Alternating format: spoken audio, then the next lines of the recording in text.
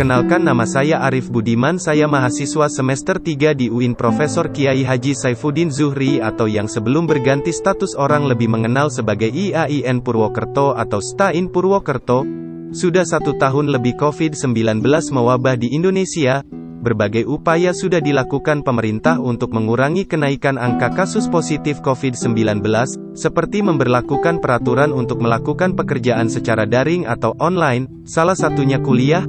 Akan tetapi, hingga saat ini kasus positif COVID-19 sudah mulai menurun dan pemerintah mulai memberlakukan kembali pembelajaran tatap muka terbatas pada perguruan tinggi mulai pada semester gasal tahun akademik 2021-2022 dengan mematuhi protokol kesehatan. Perguruan tinggi yang akan melakukan tatap muka harus menyiapkan pelaksanaan pembelajaran sesuai dengan level PPKM daerahnya.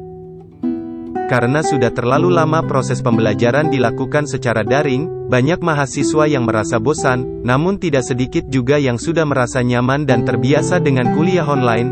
Dengan memberlakukan kembali pembelajaran tatap muka membuat mahasiswa harus kembali beradaptasi dengan suasana yang baru. Dalam beradaptasi di masa transisi kuliah online menuju offline, mahasiswa bisa saja mengalami stres. Learning loss adalah salah satu kekhawatiran yang membuat PTM harus dilaksanakan, karena ada kekhawatiran hilangnya minat belajar pada siswa karena berkurangnya intensitas interaksi dengan pengajar saat proses pembelajaran. Peralihan ini dikhawatirkan dapat mengganggu pembelajaran siswa, bila guru atau dosen tidak berpikir sebelum melaksanakan PTM. Oleh karena itu guru atau dosen menyesuaikan diri dengan transisi daring ke luring atau sebaliknya. Bahasa menjadi hal yang penting karena pada prinsipnya kegiatan ini menitik beratkan pada bagaimana menggerakkan siswa melaksanakan kegiatan pembelajaran. Bahasa menjadi alat penghubung sehingga pembelajaran bisa menumbuhkan, menggerakkan dan mengembangkan potensi. Bahasa dengan berbagai variasi bisa membuat pembelajaran berlangsung menyenangkan, kondusif, lancar sehingga waktu berjalan dengan begitu cepat, dan mahasiswa mendapatkan haknya yaitu pembelajaran berkualitas.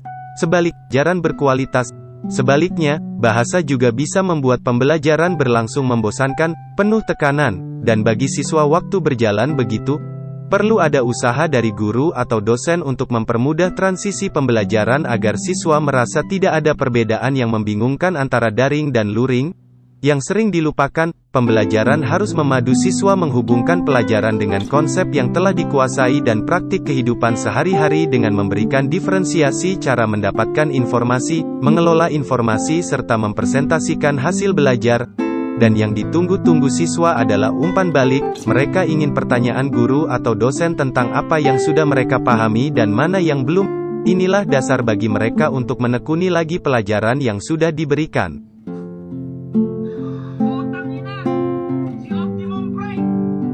Perbedaan budaya di kota perantauan menuntutmu mudah dan cepat menyesuaikan dengan kebiasaan orang-orang di sekitar tempat tinggal barumu.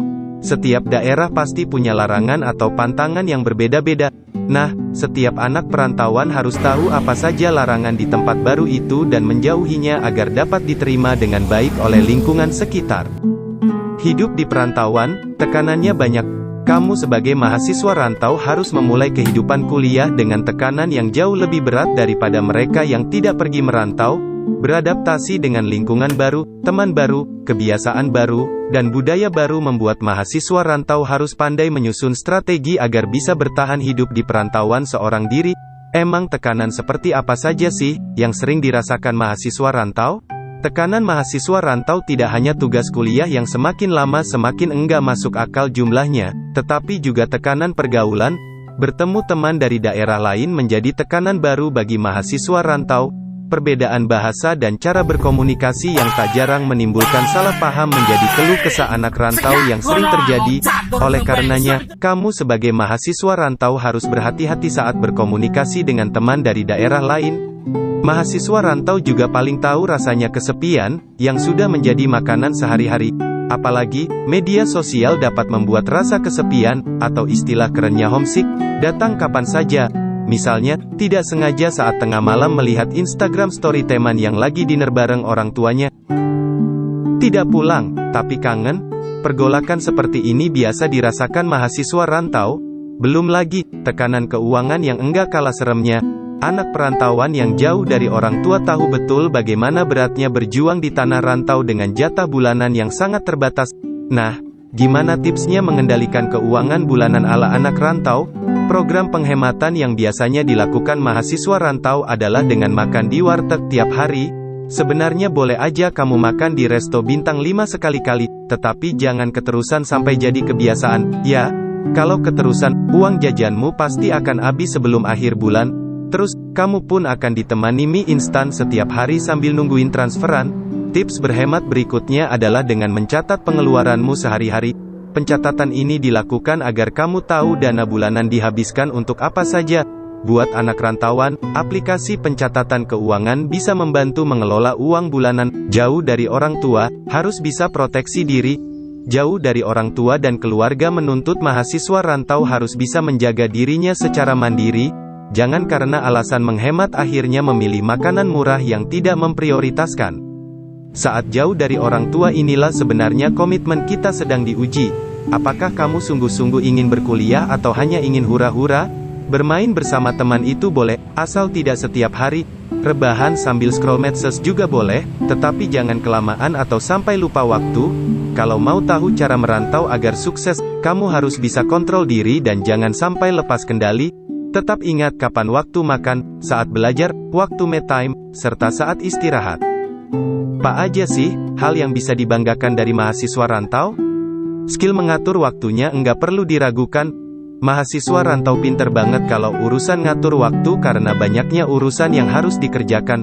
Mahasiswa rantau sudah terbiasa membagi waktunya untuk belajar, bersihin kamar indekos atau kontrakan, cuci baju, masak, mengerjakan tugas, mengurus organisasi, dan kegiatan lainnya setiap hari. Beda banget sama mahasiswa yang tak harus berjuang di tanah rantau. Setelah selesai urusan kuliah dan organisasi, mereka bisa nyantai rebahan di kamar karena semua urusan telah dibantu atau disiapkan oleh orang tua dan keluarga. Punya waktu fleksibel untuk bermain. Sebagai mahasiswa rantau, kamu bebas mempergunakan waktu sesuai keinginanmu. Kamu bisa menentukan sesukamu kapan bermain dan melepas penat, tanpa harus disuruh cepat pulang atau ditelepon, "Cepet pulang, nanti dikunci di luar." Tetapi kebebasan hidup di perantauan dan jauh dari orang tua seperti ini harus dipergunakan dengan bijaksana ya, sobat. Sebagai mahasiswa, seharusnya kamu sudah tahu batas mana yang tidak boleh dilewati dalam urusan bermain ini. Bisa belajar mandiri selama hidup di perantauan. Kamu tak perlu lagi menyisihkan uang untuk mengikuti seminar melatih kemandirian. Menjadi anak rantau membuatmu belajar menjadi mandiri setiap harinya. Mahasiswa rantau harus berusaha mencari solusi atas permasalahannya sendiri, bahkan terkadang tanpa bantuan orang lain. Sebagai anak perantauan, kamu terlatih mencari jalan keluar yang terbaik hingga akhirnya berhasil keluar dari situasi runyam yang mengintai. Anak rantauan mentalnya kuat. Seperti yang banyak orang bilang, anak perantauan biasanya mentalnya kuat. Benar sekali, mahasiswa rantau juga kuat nahan lapar pas akhir bulan. Enggak gitu, canda kok sur. Sebagai mahasiswa rantau, kamu sering menghabiskan waktu sendiri, sehingga kamu lebih mengenal pribadimu dengan baik. Lambat laun, kamu punya kontrol yang handal untuk merespon perkataan dunia luar terhadap dirimu. Kamu pun jadi enggak mudah overthinking. Ada banyak keluh kesah anak rantau selama hidup di perantauan, jauh dari orang tua dan keluarga.